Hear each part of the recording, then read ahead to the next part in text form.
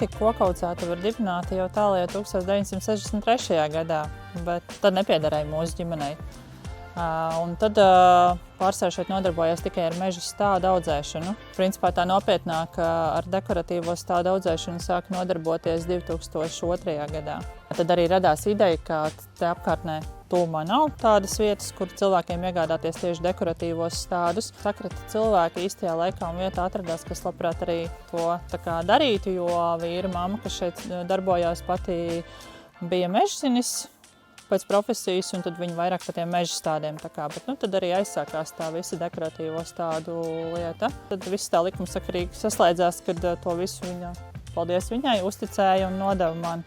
Man kā jaunam cilvēkam, protams, ir svarīgi, lai tas, ko es daru, būtu ar kaut kādu mērķi, kaut kādu tālajošāku to skatījumu. Man ļoti patīk, ka mums ir tā sava identitāte, kas ir tieši Latvijā, šeit pat uz vietas, pavairoti un audzēti stādi, jo īstenībā tas ir diezgan liels retums Latvijā. Ir zināms, ka tas stāds šeit ir no pirmajām dienām, un tad viņš ir pielāgots laikapstākļiem, principā Latvijas ziemām, jo mēs arī cenšamies nepavairot tādus stādus, kas īsti ir baigi jāsadz vai jānes iekšā. Mēs tomēr uz tādiem pārbaudītām vērtībām, kas skaidri zināms, ka pie mums augs. Tas galvenais mērķis būtu palikt pie tās savas identitātes, jo tas nav viegli. Un, protams, nedaudz paplašināties iespējams, jo pēdējos gados es nedaudz piestrādāju arī pie tā, lai par mums uzzina arvien vairāk cilvēku, un tas pieprasījums arī paliek lielāks. Arī kaut kādas sadarbības gribētos veidot ar tepat vietējiem Latvijā.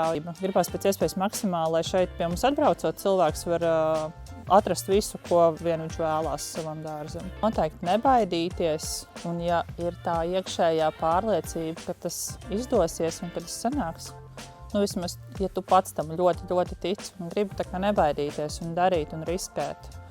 Jo, ja nedarīs, tikai domās un baidīsies, tad nekas nenotiks, jā.